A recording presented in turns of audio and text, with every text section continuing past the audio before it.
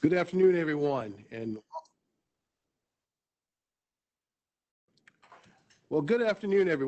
and thank you for joining us for our fourth and final special diversity brown bag forum on diversity. We have a outstanding cast of panelists this afternoon with our TDOT senior leadership team, and no further ado, I have to tell you it will be a very good and enlightening conversation. I want to also remind you that if you have any questions or comments or anything, please use our chat section in our WebEx events and allow yourself to pose any questions that you may have. We'll try to get to those at the end of our discussion. We have a pretty strong lineup of questions here today, and so I'm going to go around the room and let our senior leadership team start and introduce themselves, starting with Commissioner. Commissioner Bright here. Deputy Commissioner, Chief Financial Officer Joe Galbato. Preston Elliott. Hi, Lindsay Botts, and I'm Deputy Commissioner, Chief of Staff. Hey, and I'm Paul Diggs. I'm Chief Engineer, Deputy Commissioner. Thank you all, and appreciate you all joining us as our panelists today. As you know, our theme for these brown bag forum has been on cultural competence and race. And so we have posed about 12 questions that we want to ask you as our senior leadership team to kind of answer and help us understand as a workforce what things TDOT are doing in these aspects. Our first question we're going to pose to the Commissioner. Commissioner Bright, how has diversity, equity, and inclusion practices changed in the last 90 days with increased pandemic concerns and social reform at the forefront of all discussions? All right. Thanks, Vince. I appreciate it. Yes, sir. So let me start off, Vince. I appreciate what you've been doing for, especially in the last 90 days, as far as your leadership and helping us shepherd it through this process. I don't know as far as actually what we're doing day to day and what our goal is. Our focus has really changed there. But I think what we have had in the past 90 days is a heightened awareness in what is going on here. You've been putting together, your department's been putting together these brown bag lunches. And really for me, listening to all those that we've had so far, listening to everybody's background, what their concerns and what their thoughts are, it's really enlightened me and educated me on what those issues are out there and where different people are coming from. So I've learned a lot and through that education process. You know, one thing as far as just on the health side of it, we do understand that certain groups of people are more susceptible to COVID-19. So we're really, you know, having a thought process there. Who is at risk and how can we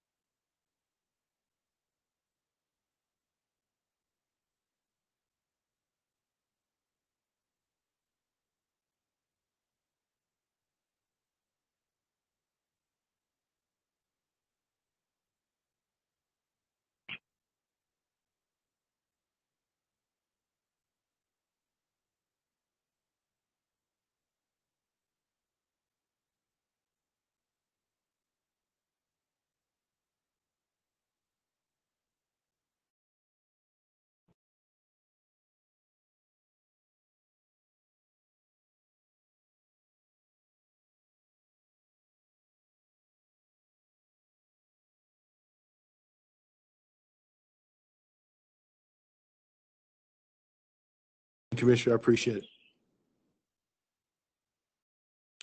it. Thank you, Commissioner, and I appreciate your comments on that. Deputy Commissioner Galbato, within our TDOT strategic framework, what values are kin or related to advancing diversity, equity, and inclusion?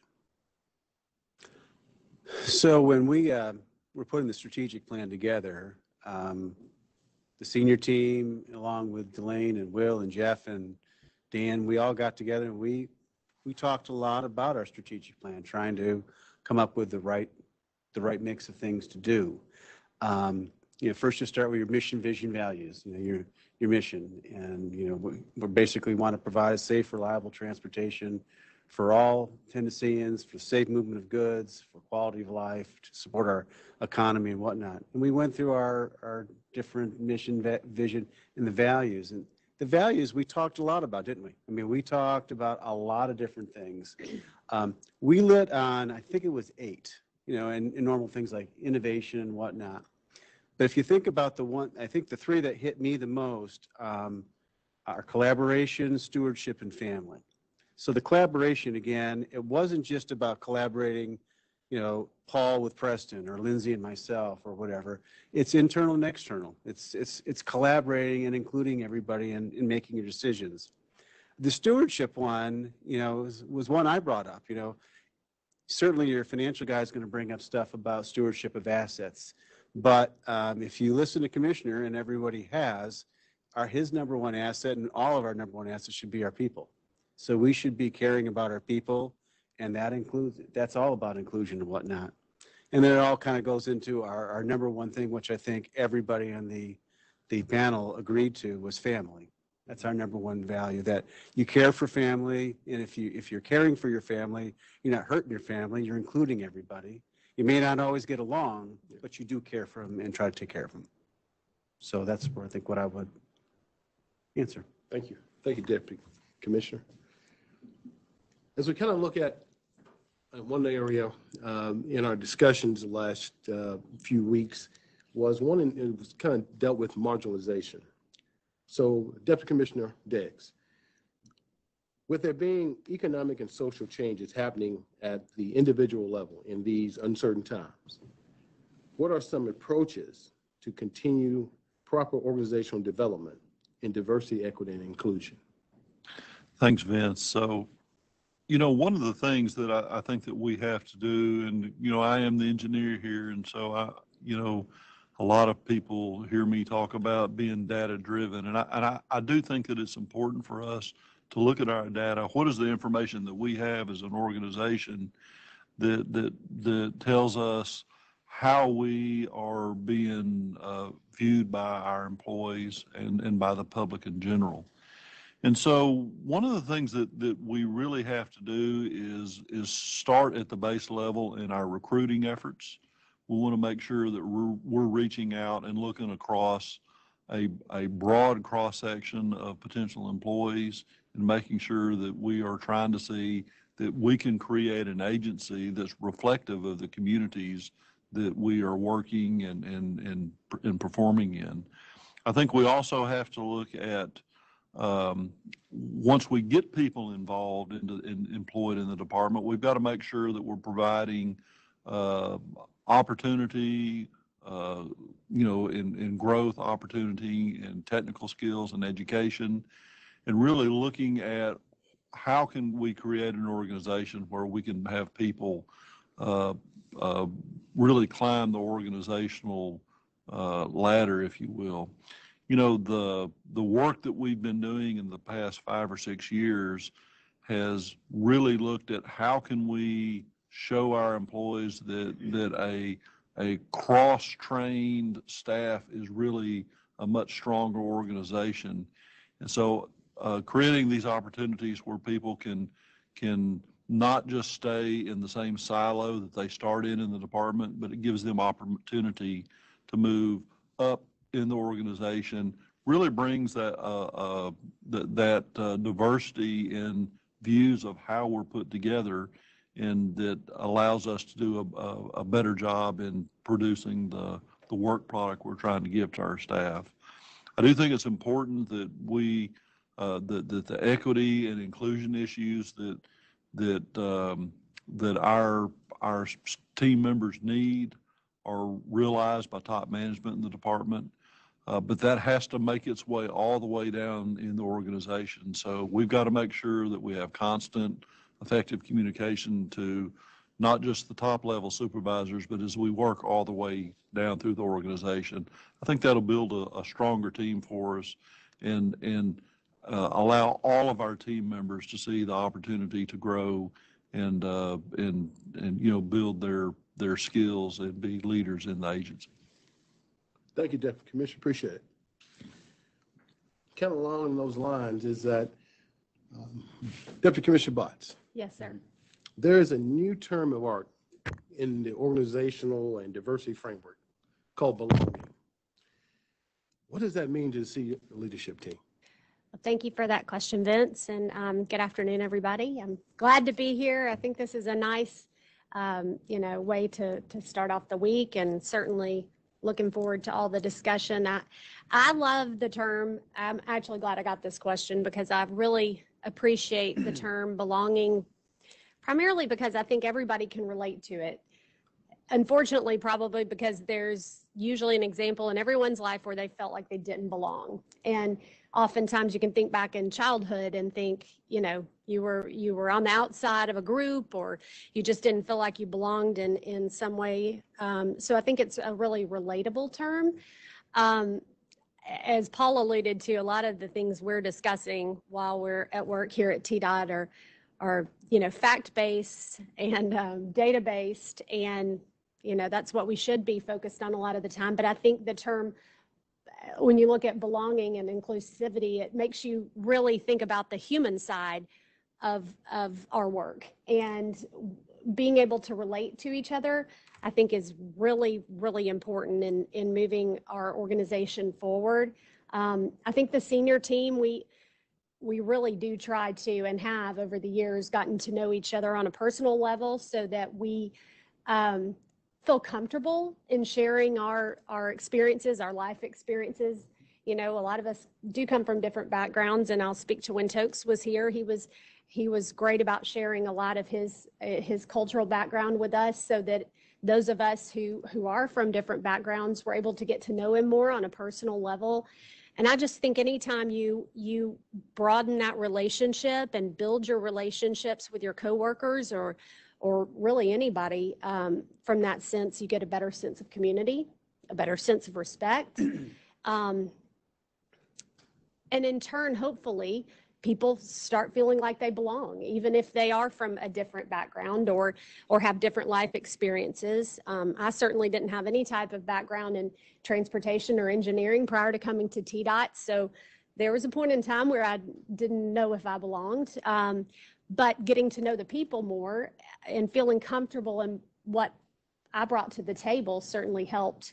And after a while, you start feeling like you belong. So I think only, time and attention by the senior team and all management at TDOT, making that a priority to have those discussions, to build those relationships, to start sharing in a more comfortable, easy way. Hopefully, naturally, people feel like they belong, even if it's not right at first. Over time, once we get to know each other and build that awareness, listen and talk and listen with an open mind and an open heart, I think that naturally comes along. And I hope that we are pushing that, certainly within our team and within the rest of the organization. Great. Thank you. Appreciate that. Yes, sir. Thank you. As we look at our next set of questions, we're kind of going to focus in on a couple questions on privilege.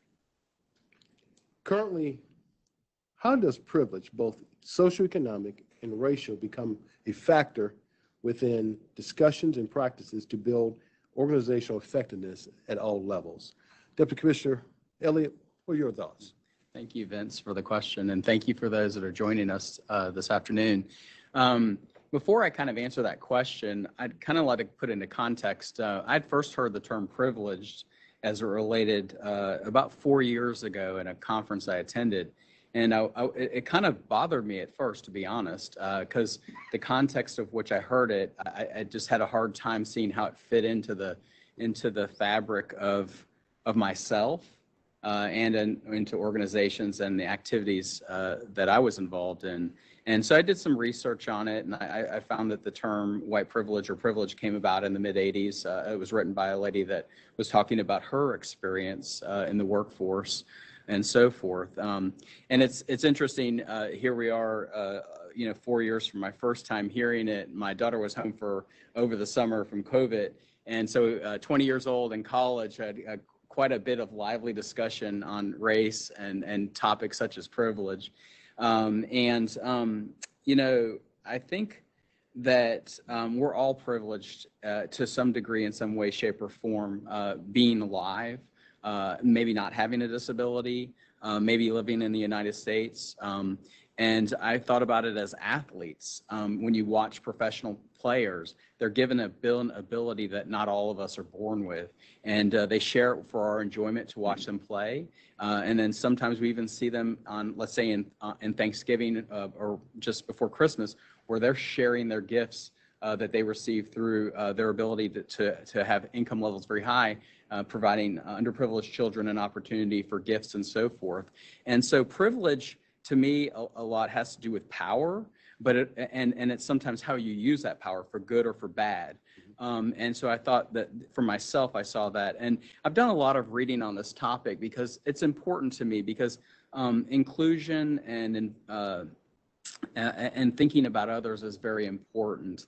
And I read something recently, and I thought that was pretty interesting, is that we all have our struggles, and we've all had struggles throughout our lives. And they're different for each of us. Some may be similar, but most part they're different. They could be where you grew up. Lindsay talked about fitting in and so forth. But one thing that I never really thought about is a privilege that I never really looked at is that of maybe if you being white, that not being white, and that's a privilege that I have. And I really never thought about it being as a challenge for someone else in terms of how they fit in or how they are able to be viewed in the world. And so I had to really look at this topic very holistically, because otherwise it can seem offensive, because we're just born the way we are. We didn't get to pick or choose. And so it's kind of hard to hear this term and think about it in that context. But I think what's important as an organization is recognizing that everyone comes from a different place, and what may not be a challenge for us or may not be a concern for us, that we need to think about others that it may be, and being a little bit more open to those different aspects as we think about an organization and how we are inviting and inclusive to one another, and thinking about if there are barriers, how we can remove those if they're things that are simple for us to do that really to make it a more even, balanced workforce for all. Thank you. Appreciate it, Commissioner. Kind of in that same light there, you mentioned about more of how that comes into play and how it's a challenge there. Commissioner Bright, this is a tough question I'm going to throw to you here. Being that our senior leadership team is predominantly white Americans, here at this senior leadership management level, we lead a diverse workforce here within TDOT. Why is there a lack of racial diversity in the upper management area within TDOT? Well, I could say tongue in cheek, that's the way it was when I got here. But but all seriousness, it's not something that we hadn't thought about and talked about. So I would say the desire is there for me. And I hate to use Preston as an example today. He's our newest hire on the executive team. So when Delane and I talked early on, we weren't just going to keep the reach here at a local level or just internal to TDOT to replace Toke Somashawkin's position. And he's somebody that's still missed around here for a lot that he brought to the table. But so Delane went across the country, and we had over 30 applications out there that we got in. And when Delane and I were going through that list, narrowing it down, and got to our final list, I mean, there were different genders in there, and there were different colors. But what was probably most on our mind at that point was was who was best for the job, who was the best person, take everything else off the table, who was the best person for that job. And that's what we wanted as an organization, to keep our bar as high as we possibly could. Now, I asked myself a little bit, that's easy to say, we're keeping the bar higher, so that's why we're going to hire that person. Is that a cop-out? Is that just an excuse? Mm-hmm.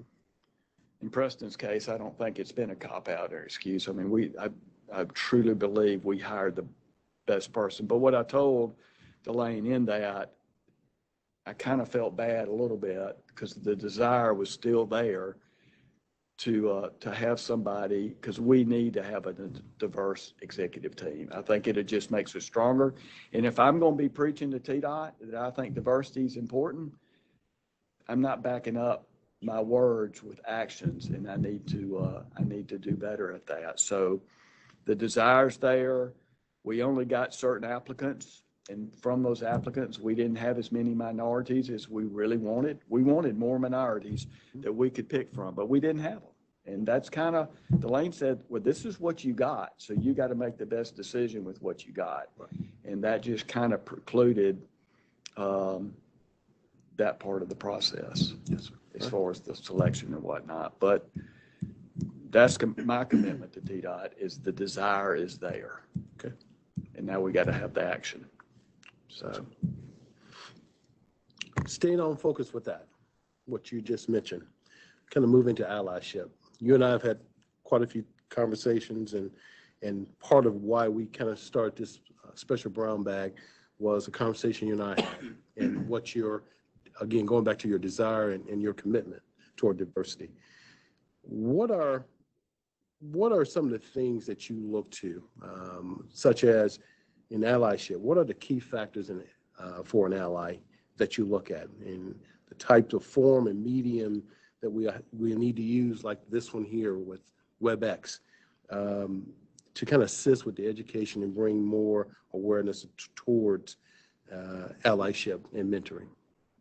Well, that first question you asked me, what have I learned through this process and having conversations within TDOT and really outside TDOT, yes, hearing from people of minority, within different minorities, what's on their mind and heart. Mm-hmm. And being a white guy, I don't understand what it means to be a minority or a black person. I just, Preston kind of alluded to a little bit, we just don't have that background. So I've learned a lot in that process. I do understand what mentors are, maybe from a different part. When you started using the term allyship, I had to look it up. I wasn't really sure what it meant. Yeah. And an ally is someone who is not a member of an underrepresented group, but who takes action to support that group. And then allyship is the practice of emphasizing social justice, inclusion, and human rights by members of an in-group to advance the interest of an oppressed or marginalized out-group. So I've always firmly believed in my career of having mentors. That's what I teach my sons, go find a mentor. But I never thought about it in the next step as far as an ally or a mentor.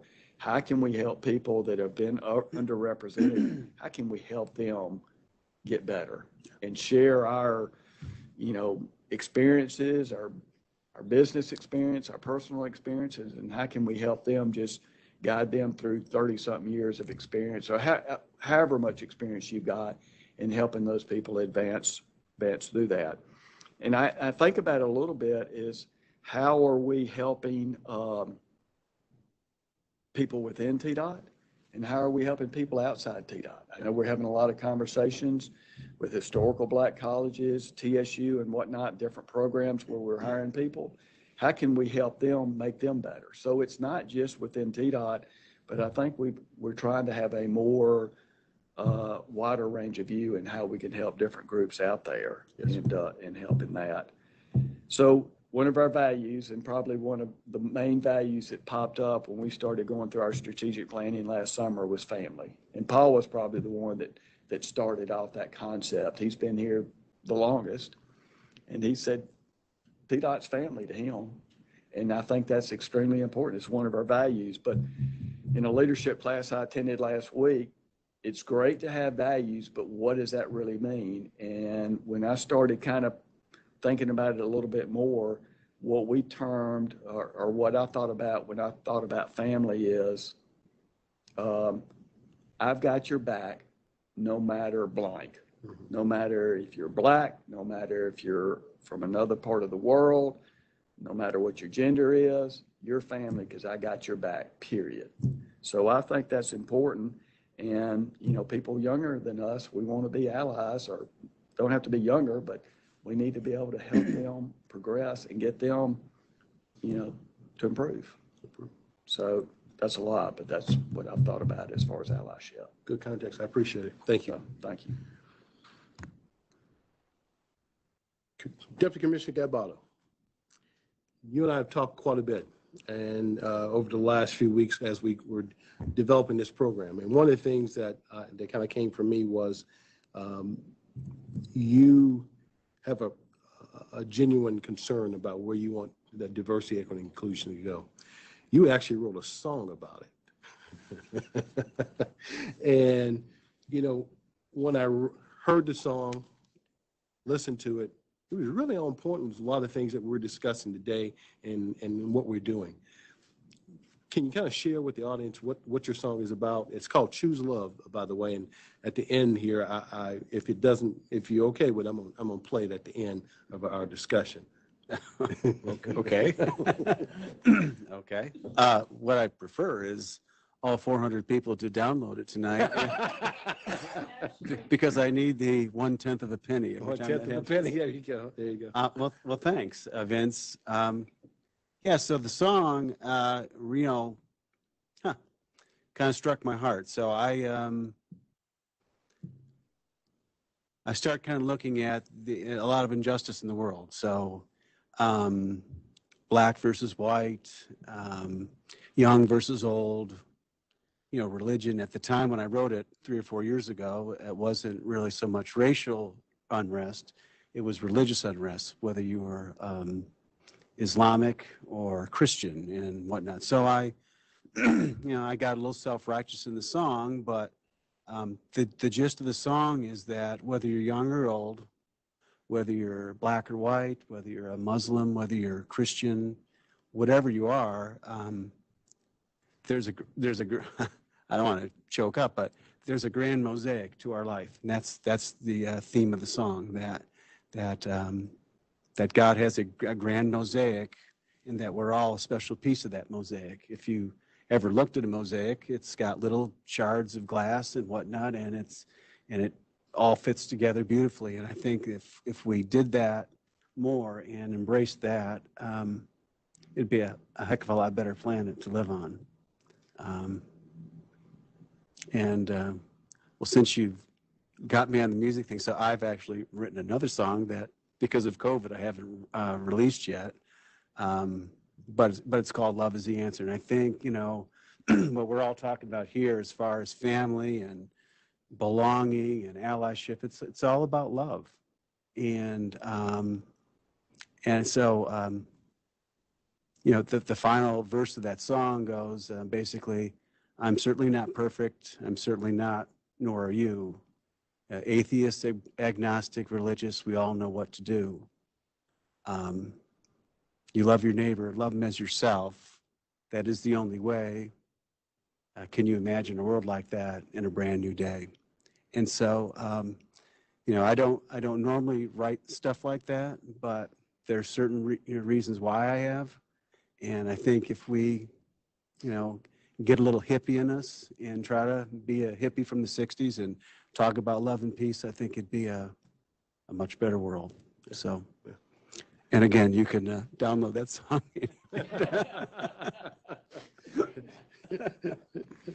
And, you know, kind of under that same piece there, Joe, under our 4-year strategic plan, specifically the goal number 2, the employee life cycle is addressed along with diversity and inclusion. Will mentoring be a part of that ongoing support within the organization, and why is that important? Well, mentoring is a fantastic thing for anybody. I would assume most everybody here at the senior level, and probably a lot of our management, have had strong mentors. And it's not just a mentor, Vince, to show you, okay, here's in my discipline in finance, here's what you need to know in corporate finance. Here's what you need to know about this. It's about getting the big picture. How does it all fit together? How do you fit together as far as finance with marketing, with operations, et cetera? But it's also, how are you fitting in with your people? How are you leading your people? And just in teaching you some of the life lessons. I had a great life lesson from a mentor. I knew him back in Miami. He hired me when he moved to Nashville. And, he's a very smart man, probably the smartest financial man I've ever met in my life. But he taught me something that don't be pompous. He said, so we have this information, we need to disseminate it and disseminate it so people can understand it. Because if we just hold it together and we're the four smartest people in the room, what have we gained? So mentorship to me, and I think everybody, especially Commissioner, is a very important attribute to our program. Now, as far as that goal 2, the employee experience, I'm sure it will play a role. I don't know yet. Delane and her group and Casey will embark on that, but you've got to examine the employee experience, whether it's from a job level, whether it's the entry level folks, whether it's mid-management, senior level. You have to look at it from a diversity level. So do females in these different things feel differently about those jobs than the males? Do the minorities feel different about that? So you really want to get the full gamut and try to get I know it's a buzzword, but you want to look at the matrix as to what that employee experience is. Only then will we be able to say, okay, this group maybe feels disenfranchised, and maybe that's why that group doesn't stay at TDOT. And the whole idea here is for people, and this senior team, I'll quote Paul, of our jobs, we're loving every minute of it. And we love our jobs. We love where we're at. We don't want to be anywhere else. We want that for everybody. And I don't care what level of the department. I want you to be proud that you're at TDOT and want to stay here for a long, long time, because it's a very noble calling and it's the best department of state government. So I think that's how I'd answer that. All right. Thank you, Joe. As we kind of move forward to the competence questions and on cultural and racial competence, this question is for you, Commissioner Botts.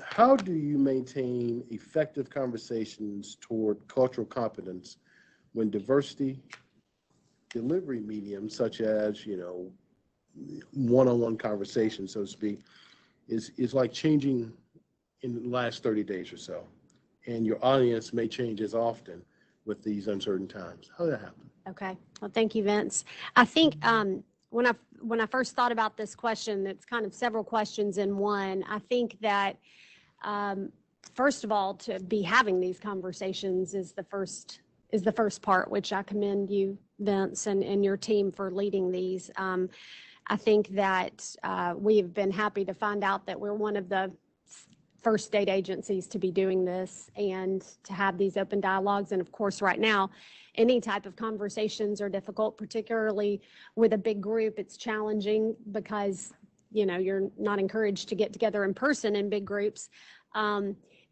which I have found, this is a little bit of a sidebar, but with my background's in communications, and I've felt like that has been so impacted right now by the pandemic. Actual verbal conversations and the ability to sit and talk to people in a room versus on WebEx or however. And that is one of the things I feel like has been impacted the most. And I thought it coincidental that at what a time, because we need to be talking right now with all the hot topics and emotional topics such as this, diversity and inclusion, that need to be addressed. It is challenging because you want to have them face to face. These are the type of conversations I feel like certainly do better when you're able to relate to somebody, because verbal communication is important, but also nonverbal. When you're trying to relate to someone or understand or actively listen, it's so much easier and better, I think all of us would say, to do it in person and to have those meaningful conversations. So I think the best we can do right now is what we're doing, which is to invite everyone to participate in the means that they can, which luckily we have the resources and technology to do it digitally for the most part.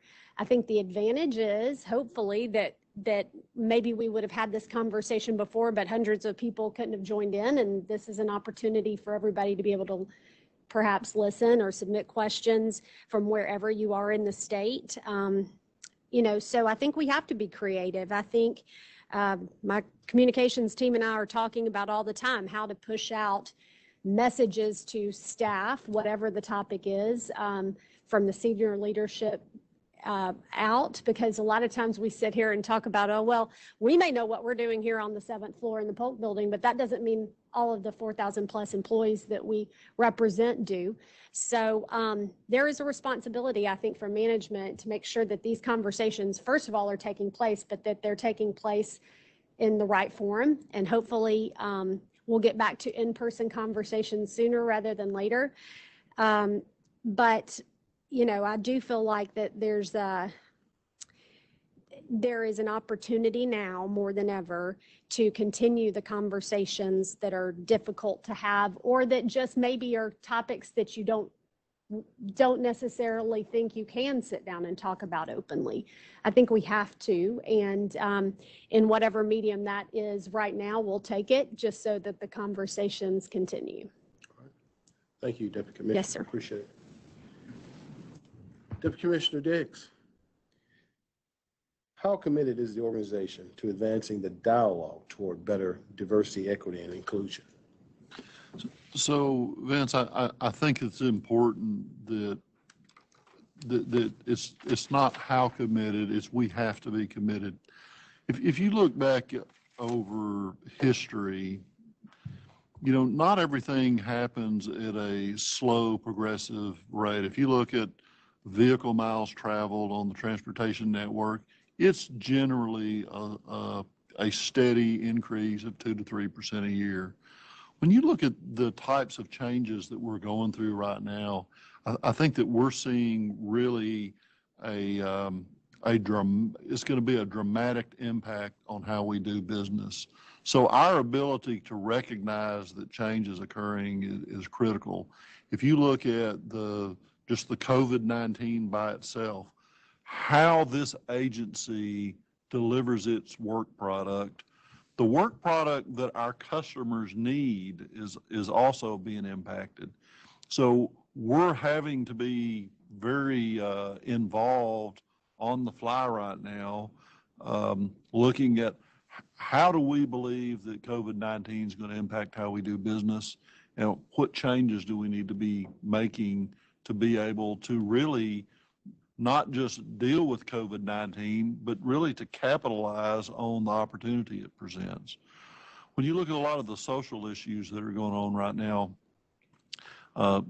certainly there's a lot of protest. A lot of people are concerned that they are not being perceived as being part of the team, and that we as leadership in this agency really has to look at how can we come in and provide the opportunities to our staff to where when we go and recruit at the various universities out there, that people looks at TDOT and say, hey, I hear TDOT is a really strong agency. It provides opportunity.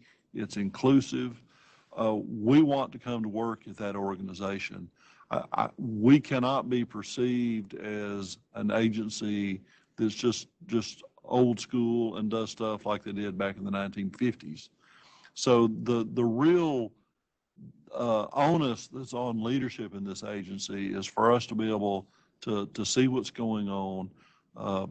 Preston and our multimodal staff are really looking at how do we navigate through the changes of increased pedestrian traffic, increased bicycle usage, the uncertainty in transit. COVID-19 is having a big impact in transit. These pedestrian and bicycle movements have an impact on the footprint on the roadway that we deal with. The engineers in our agency have to be able to look at how do we design and deliver safe projects for all modes, all users of our network. So I think it's just really incumbent on us to be able to listen to people.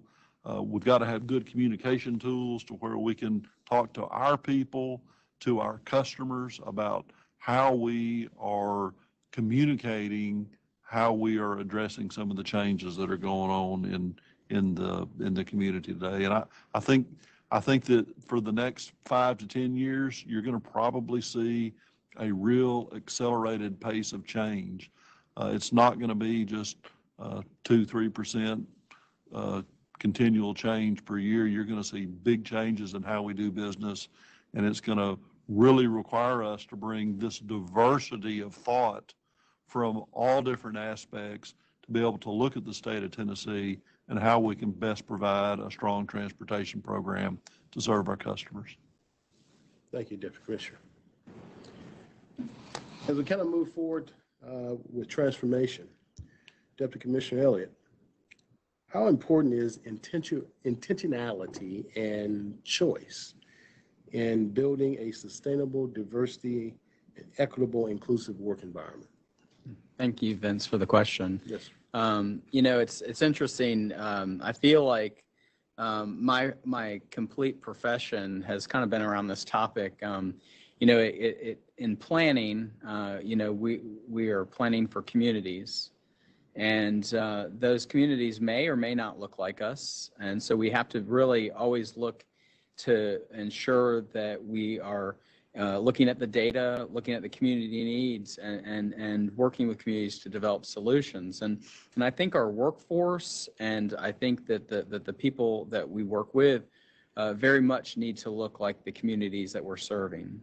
And so in terms of intentionality, I think it speaks to the importance of making sure that we have appropriate policies and we're looking at the data much like we get in terms of our parity data, as well as some of the DBE programs that we have, and constantly looking at that information so that we can make sure that we are intentional in terms of advancing more equity, advancing opportunities for either internally or externally within our communities so that they can support the efforts and give back to the communities that we serve. So it's kind of all connected. It's kind of interesting. I started my profession just before the Americans with Disabilities Act, the ADA, in 1990. And I think back to when I first started doing transportation work, and I was I was in Bristol, Virginia, and I was trying to put an ADA transition plan in place for the transit system there. And at that time, it was a pre-internet. The internet was just emerging. And so you didn't have a lot of resources at your fingertips. You didn't have Google Translate and a lot of stuff like that, obviously. And I was trying to get our routes to be available for those who were visually impaired. And so I went to the Disability Coalition there. I think it was the person for the visually impaired. And I was trying to work with them to get the route system an audio component. And the person said, well, why would I do that? And I said, because they're your customers, they're your community that we're trying to, and it was like, oh, well, yeah, okay, we'll translate it for you. But it's just little things in terms of looking at the grand scheme of what we're doing in transportation. And Paul spoke about the changing environment of micromobility or transit or walking and biking. And if you begin to think about the users and the vulnerability and the types of communities that may not have access to automobiles, it all works together. And I think that's why it's important that we're intentional in terms of our inclusiveness, because it will be reflective in the infrastructure and the decisions that we make. Thank you, Deputy Commissioner. Commissioner Bright, kind of at a pivot point here. So last question here. What are some of the key things that TDOT will be doing to move the organization forward and advancing the discussion on diversity, equity, and inclusion? So I don't know if we've got just a magic bullet out there that's going to fix everything, Vince. I know we started a study last fall with the University of Memphis to help us out with where we're currently where we are currently with diversity and help us advise how we can move forward. So, I mean, we started this process long before we started having these discussions. So, you know, we understand the why and the what, why we want to do, and we've talked about that today. And, but how we're going to do it, I think we got to continue those conversations in the how. You know, Paul talked about data. I mean, we can analyze the data, and are we improving in the gender part of it? Are we improving it with minorities and all that? So, so we can keep up with that and score ourselves. But there's also something larger there also. Maybe it's with the mentor program or whatever. Just there's a lot of things that we can do better that I don't know if you can measure everything. So, I mean, as far as being intentional and getting this information from entities like the University of Memphis, I think we're going to continue to do that as far as key things moving forward with TDOT. I think on one of the first call or two, there was a lady out of Region 4, I want to say Cassie. And she was talking about her career at TDOT and what she had done and worked herself up to an engineer. And there was a point she was talking about, she was looking internally to herself.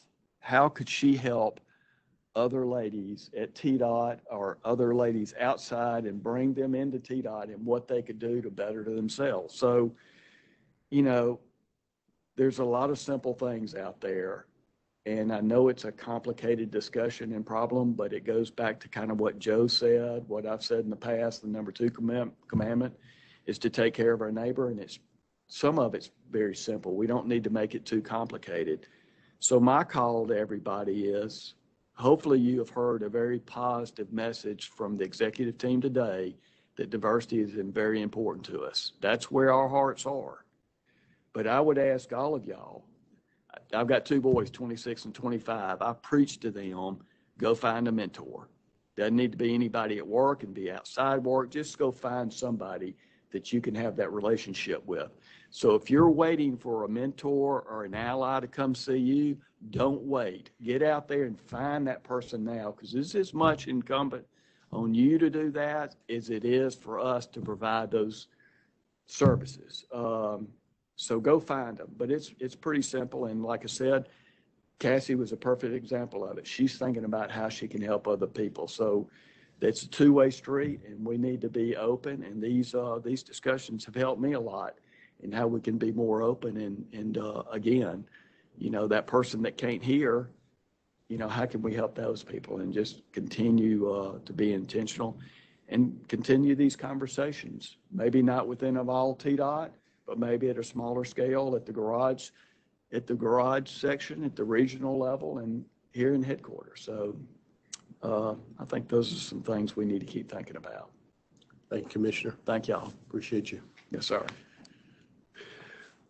Well, everyone, checking the chat section here, and I don't have any questions here, but I want to thank each and every one of you for joining us here today and taking time out to really listen what our leadership team is actually offering to us, what our leadership team is really committed to.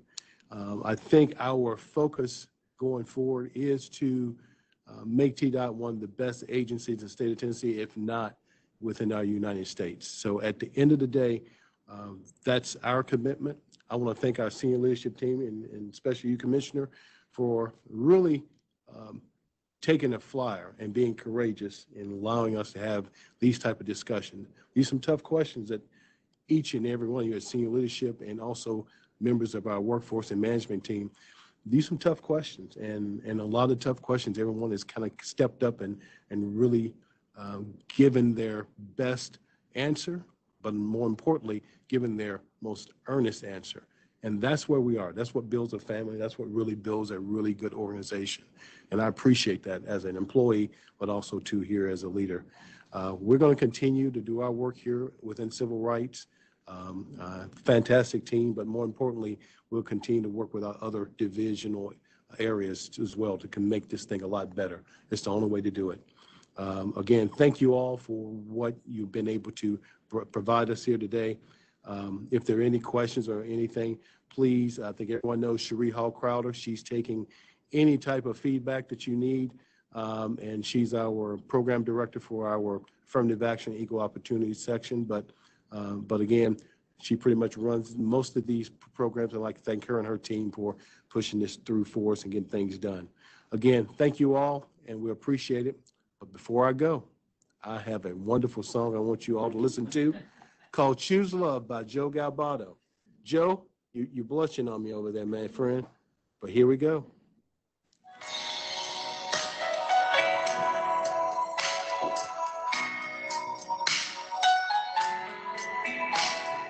Disrespect abounds, not constructive, shooting off all mouths, not productive, should talk less and listen more. Think about the other point of view.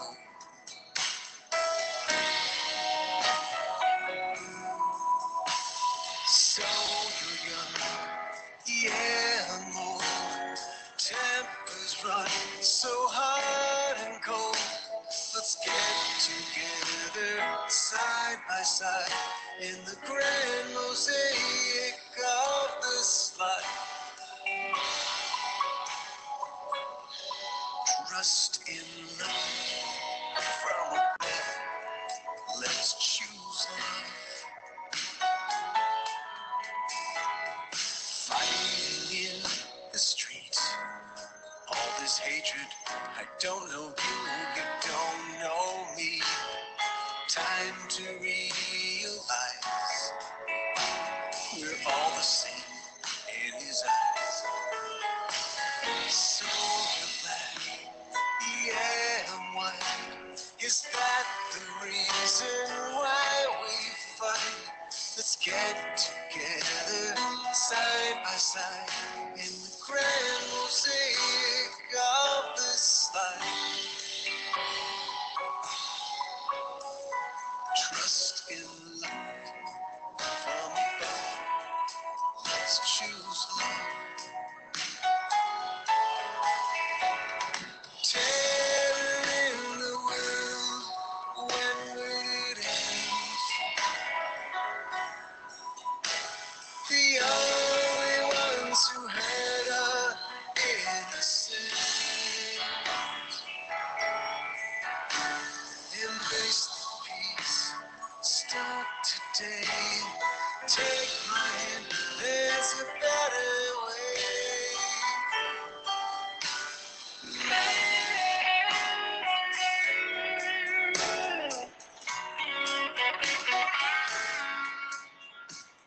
Thank you all. We appreciate it. Thank you, Joe, for a great, great song. It's right on point, my friend. All right. Thank you all. Y'all have a great day. Thank you, Vince. Appreciate y'all. Yes, ma'am.